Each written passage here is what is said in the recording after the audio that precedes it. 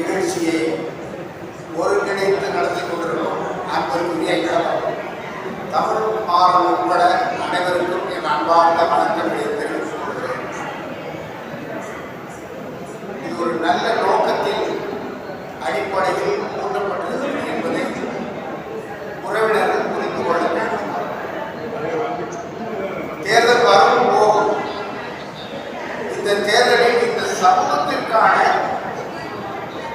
லாபம் என்ன அல்லது பயன் என்ன என்று நாம் சிந்திக்க வேண்டியது கட்டாயம். இலக்கு 26 2026ஆம் ஆண்டு பலருடைய அரசியலை முடித்து வைக்கப் போகிறோம். அது எங்களை போன்றவர்களுக்கு தெரிகிறது. யார் யாரு வீழ்வார், எவர் வாழ்வார் என்பதை நாம் பார்க்கலாம். அந்த வகையில் தேவேந்திர குல வேளாளர்களாகிய நாம் நமக்குரிய அரசியல் பங்கு என்ன கிடைக்கும் அல்லது நம்முடைய தலையீடு குறுக்கீடு என்ன என்பதை அளந்து பார்க்கக்கூடிய தேர்தலாகவும் இது அமைய போகிறது. பொதுவாக தேர்தல் என்றாலே சிலர் ஓட்டு பொறுக்கி அரசியல் என்று சொல்வார்கள். அது இன்றும் கூட அப்படித்தான் இருக்கிறது. இந்த ஓட்டுகளை பெறுவதற்காக அவர்கள் செய்யக்கூடிய வேலைகள் எல்லாம் மனித தன்மையற்றவையாகவும் இருக்கும். எனவே இந்த 26 தேர்தலிலே நாம் பெறப்போவது என்ன, அதற்காக செய்ய போவது என்ன என்பதை சிந்திக்கிற பொழுது பல செய்திகள், எனக்கு ஒரு கருத்து இருக்கு, அந்த கருத்தின் அடிப்படையில் ஒரு செயல்பாடு இருக்கிறது, அந்த செயல்பாட்டின் மூலமாக எனக்கு ஒரு அனுபவம் இருக்கிறது. இப்ப தமிழ்நாட்டில் ஒரு தொகுதியை நிறுத்திட்டா எதிர்கட்சிகள் அல்லது இவரை தோற்கடிக்க வேண்டும் என்று எண்ணுபவர்களும் அல்லது அவருடைய வேட்பாளர் வெற்றி பெற வேண்டும் என்று எண்ணுபவர்களும் இவருக்கு எதிராக சொந்தக்காரனை நிறுத்துவான். அது என்ன அனுபவம் அப்படிதான் நடந்திருக்கிறது. ஒரு தேர்தலிலே ஒரு பள்ளர் இருக்கிறார், எதிரணியிலே ஒரு பறையர் இருக்கிறார். எல்லா கட்சியிலும் பறையர்கள் இருப்பார்கள், எதிர்த்து முதுருமா கூட இருப்பார்கள். ஆனால் ஒரு பறையர் கூட அவரை எதிர்த்து நிற்கவில்லை. அப்ப இந்த எதிரணியிலே ஒரு பள்ளர் நிறுத்தப்படுகிறார். 8 பள்ளர்கள் நிற்கிறார் சேர்ந்து. அப்போ அவர்கள் எதற்காக நிற்கிறார்கள் அதனால புரியல. அப்போ அப்படி நின்றால் ஒரு வேட்பாளர் வெற்றி பெறணும். அவர் வெற்றி பெற்று சட்டமன்றம் போனால் பயன் உண்டு என்று எண்ணுகிற நாம் அங்க போய் அப்பா ஒரு ஆள் நிற்கிறான், என்னப்பா எல்லாரும் நம்மளால் தோற்கடிக்கும்படியான நிலையை உருவாக்கிவிட்டீர்கள் என்று பஞ்சாயத்து பேச முடியுமா? தமிழ்நாட்டில் நான் கேட்டுக்கொள்கிறேன், அப்படி ஒரு பஞ்சாயத்து நடக்கணும். அப்பதான் நீங்கள் விரும்புகிறபடியாக சில பேரை சட்டமன்றத்துக்கு அனுப்ப முடியும். பல பேர் இருக்கிற இந்த அரசியல் திமுக அதிமுக தான் ஆட்சியில் இருக்கிறது கடந்த 50 ஆண்டுகளாக. எனவே இவர்கள் என்ன செய்தார்கள் என்பது நமக்கு தெரியும். தேவையானால் சம்பந்தி உறவாடி என்னுடைய உறவினர்கள்லாம் சொல்லிக்கிறோம். இப்படித்தான் கூட சில பேர் என்ன நினைக்கிறான், ஒரு சின்ன எல்லாரும் ஓட்டு பொறுக்குவதற்காக சில சாதனைகளை சில செயல்பாடுகளை செய்வாங்க. இப்ப நான் அமைச்சராகிவிட்ட இந்த சமூகம் முன்னேறி விடுமா? ஒரு கேள்வி. நான் ஒருவன் அமைச்சராவதன் மூலமாக அல்லது நானே முதலமைச்சர் ஆகிறேன் என்று வைத்துக் கொள்ளுங்கள், இந்த சமூகம் முன்னேறி விடுமா? என்ன வகையில் முன்னேறும்? கல்வியில், பொருளியல், வேலைவாய்ப்பில், இல்ல சொத்து சுகம் நிலம் என்பதிலே உணர முடியுமா? இல்லை. ஒரு மரியாதை, ஒரு மதிப்பு, இந்த அரசியலில் பள்ளர்களுக்கான ஒரு மரியாதை கிடைத்திருக்கிறது என்று கருதலாம். அவ்வளவுதான். இதுதான் இந்த தேர்தலில் தனித்தனி தொகுதி தான், கூட்டு தொகுதி இல்லை. இப்போ இதில் மாலை நிறுத்தணும் அப்படின்னா இப்போ நம்ம இவர் உங்க பேர் மணிப்பாண்டியன் ஒரு தொகுதி நிறுத்துறோம். அதில் எல்லாம் ஷெட்யூல் தான் நிற்பான்னு வைங்க, தனி தொகுதி நிற்கிறாங்கன்னு வைங்க. நாம் போயிட்டு தமிழ்நாடு ஒரு டீமாக போய் ஒரு குழுவாக போய் மணி மணிப்பாண்டியன் வெற்றி பெற்றால் நல்லது, சமூகத்துக்கு நல்லது. மணிப்பாண்டியன் வெற்றி பெறுகிற மாதிரி மற்ற ஆட்கள்லாம் நம்ம ஆட்கள் நீங்க வாபஸ் வாங்கிக்காங்க அப்படின்னு சொல்லி பண்ண முடியுமா? எனக்கு 1989 அரசியல் அனுபவம் 26 36 ஆண்டு அனுபவம் எனக்கு இருக்கிறது. அங்கேயே வந்து நிற்பேன், மாமன் மச்சான் 50 பேர் அங்கே நிற்பேன். ஏன் அவர் மட்டும் தான் குறைக்கணுமா அப்படின்னா என்ன காசு கொடுக்குறான். இப்ப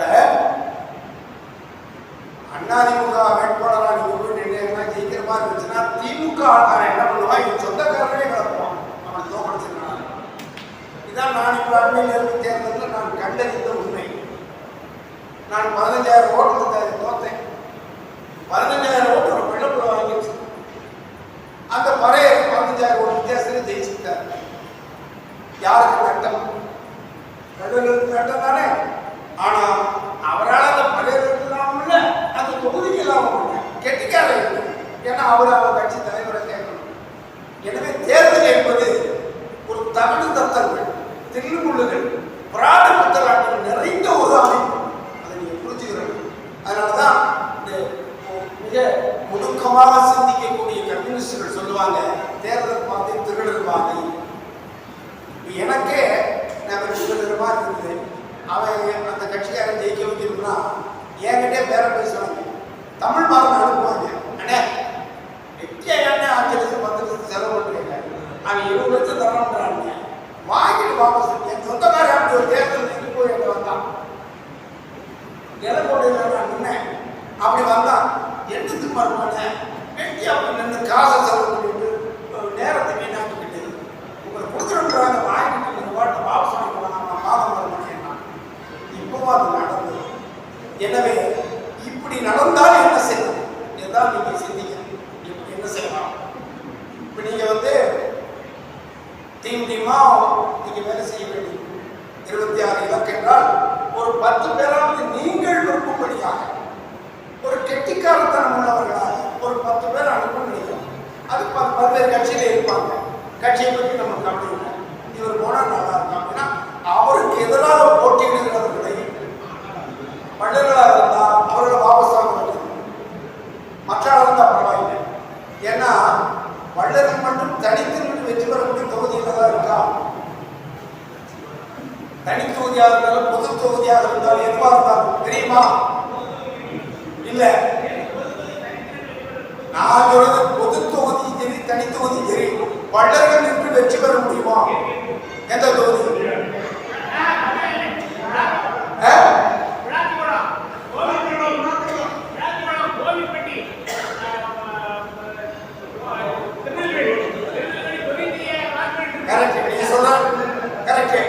ஆனால் சரி, அந்த தொகுதிகளில் பொது தொகுதியில் நிற்கிறேன். பொது தொகுதியில நான் பொது தொகுதியில போட்டிட்டு இருக்கேன். பொது தொகுதியில் நிற்கிறேன். மற்ற ஜாதிக்காரங்க எப்படி ஓட்டு போடுவாங்க? எவ்வளவு ஓட்டு? இப்ப அதாவது நீங்க இந்த போடியில கலவரம் நடந்த கேள்விப்பட்டீங்களா? 1989 ஒரு சாதி கலவரம் உலகத்தில் முன்னையும் இல்லை பின்னையும் இல்லை. அந்த கலவரத்துக்கு என்ன காரணம் தெரியுமா? இந்த தேர்தலுடைய தில்லுமுள்தான். அந்த தொகுதியிலே 51 வள்ளல்கள் ஓட்டு, 51%. சரியா? கேளுங்க, இந்த புள்ளி ரொம்ப முக்கியமானது. ஒரு வரலாற்றுடைய அடிப்படை சொல்லி அந்த போடி கலவரத்தில் போடி மீனாட்சிபுரம் என்கிற ஊரிலே 51% வள்ளல் ஓட்டு, 49% மற்றவர்கள் ஓட்டு. அதில் கவுண்டர் இருக்காங்க, நாக்கி இருக்கிறாங்க, கண்டர்கள் இருக்காங்க, இன்னும் சிலர் இருக்காங்க. அப்போ என்ன பண்றாங்க? எதிரணியை சார்ந்த ஒருவன் வள்ளல்கள் ஒரு ஆளை தயார் பண்ணி காசு கொடுத்து நிறுத்த வைக்கிறான். அவன் 2ஆம் பிரியா சரி, அவன் கோளாறு 49% வாங்கி ஜெயிச்சுட்டு வந்தான். இவன் 51% 2ஆம் பிரிவு. இந்த சூழ்ச்சி இந்த தேர்தல் திருமணம் நாம் தெரிந்து கொள்ளணும். எல்லாம் நடக்கும். அப்படி பண்ணதான் பிரசிடண்ட் ஆகி அவனை பத்தி ஜான் பாண்டியை பேசி நாம் பேசி ஒரு பெரிய கலவரம் வந்து ஒரு 70 80 30 காணவில்லை, ஒரு 20 30 வள்ளல்களை காணவில்லை. அப்படியே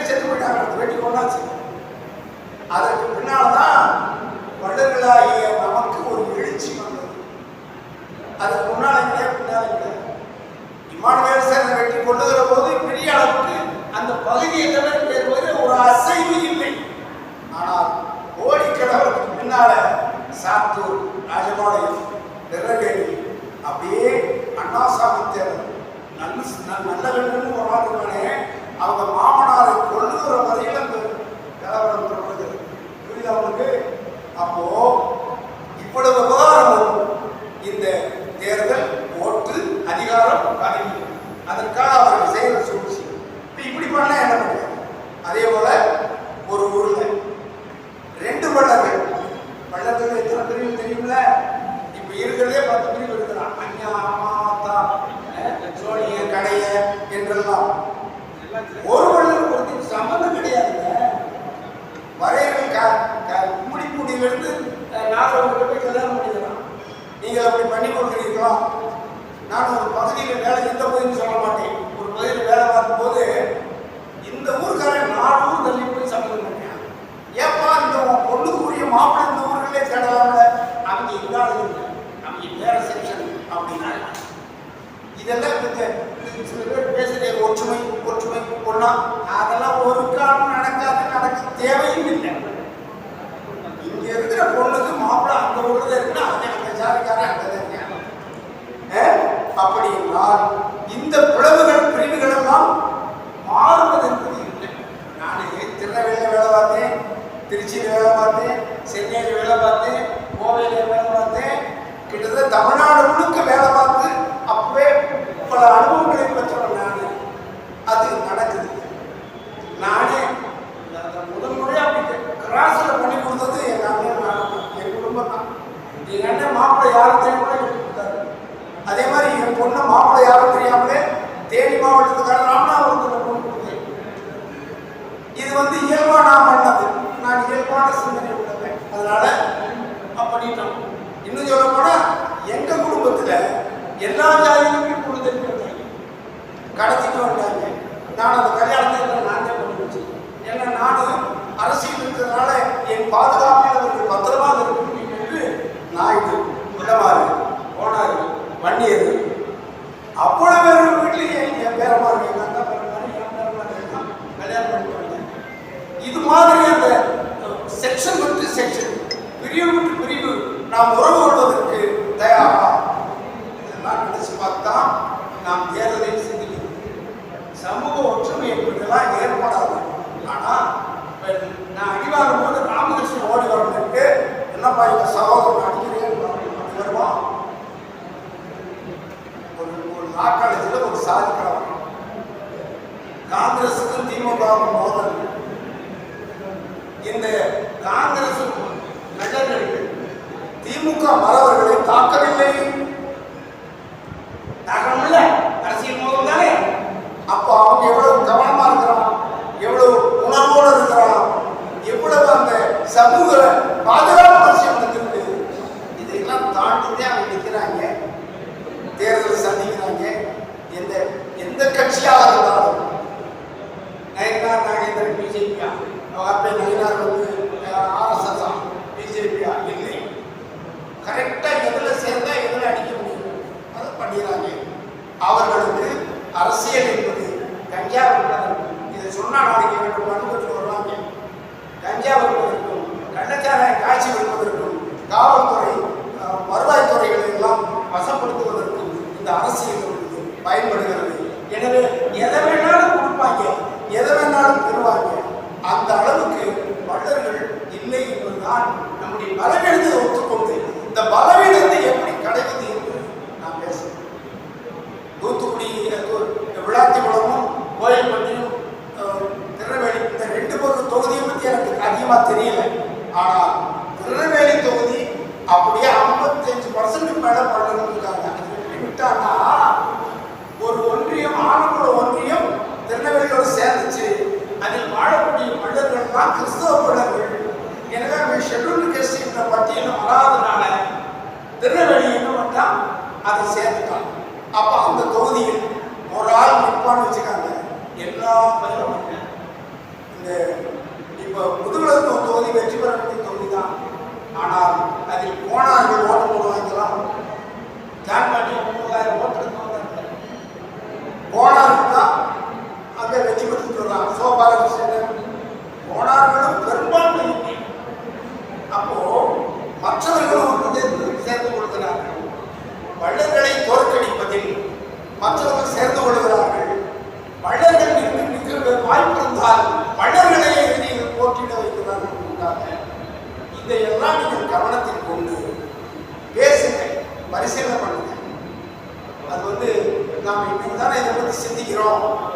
இனி எதிர்காலத்தில் இந்த தேர்தலையாவது நாம் அதை ஒரு டெஸ்ட் மாதிரி பண்ணி பாருங்கள். சில தொகுதிகளுக்கு போங்க, சில 5-6 டீம் அமைங்க. தென் மாவட்டங்களில் ஒரு 4 டீம், இந்த கோவை தஞ்சாவூர் பகுதியில் ஒரு டீம் போய் இப்படி இருக்குது நிலைமைகள். நீங்கள் வாபஸ் வாங்கிட்டா நீக்கலாம். இந்த ஒரு முறை விட்டு கொடுங்க. இந்த 2 பள்ளங்கள் இருக்கான்னு சொன்ன பாருங்க, பஞ்சாயத்து தேர்தலில் அவங்க காம்ப்ரமைஸ் பண்ணுவாங்க. நீங்கள் இந்த தடவை வடக்கு இருக்காங்க, அடுத்த தடவை தெற்கு தெற்காரர்கள் ஒரு சமாதானம் இருக்கும். இதை விட வேடிக்கை, திருநெல்வேலி மாவட்டத்தில், அது இப்போ தூத்துக்குடி மாவட்டத்தில் இருந்தது, ஒரு சக்கிலியர் வெட்டி கொண்டுட்டாங்க தெலுங்கர்கள். அதில் வள்ளல் தான் ஏற்று நின்றார். அவன் என்ன பண்ண ஆயிட்டு போகிறான், வள்ளல் நின்று ஜெயிச்சிடக்கூடாதுக்காக சக்கிலியரை நிறுத்தி அவன் 100 ஓட்டு கூட இல்லை, அவனை பிரசிடண்ட் ஆகிட்டாங்க. ஆனாலும் கூட அவன் என்ன பண்ணான், ஏப்பா சொல்லலை, நீ வந்து தோட்டத்துறை வழக்கு கூட பாரு, தொடர்ந்து ஒன்று பார்த்துக்கலாம் அப்படின்னாங்க.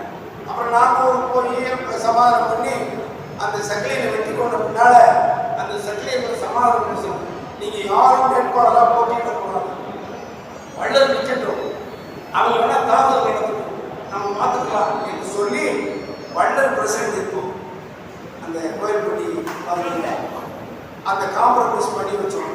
அது மாதிரி எல்லாம் நம்ம வந்து கட்ட பஞ்சாயத்து பார்க்கறது வைசல் பண்ணுவதற்கு நாம் ரெடியாக இருந்து அதெல்லாம் அப்படி அணுகிற முறைகளில் நாம் சென்றால் சில பேரை அனுப்பலாம், சில பேர் வாய்ப்பு இருக்குது. இப்போ நாம் தமிழர் சார்பாக ஒரு பொண்ணு நினைச்சு என் வெற்றி பரிசீலிச்சோம். அப்போ யார் பரிசது யாரு, நம்ம சொந்தக்காரங்க வேற யாரும். அவன் என்ன பண்ணுறான், எதிரிகள் அவன் கவனமாக இருந்து பண்ணுறான். இதையெல்லாம் நடந்துக்கிட்டே இருக்கிற விஷயம். இதையெல்லாம் நீங்கள் பரிசீலனை பண்ணி அடிக்கடி சந்திங்க, பேசுங்க, பேசுங்க, என்ன செய்யலாம் பாருங்க. யார் வேட்பாளராக அறிவிச்ச பின்னால இந்த தொகுதியில் இவருக்கு வேணா நாம கேன்வாஸ் பண்ணுவோம். நானும் உங்கள் வேலையை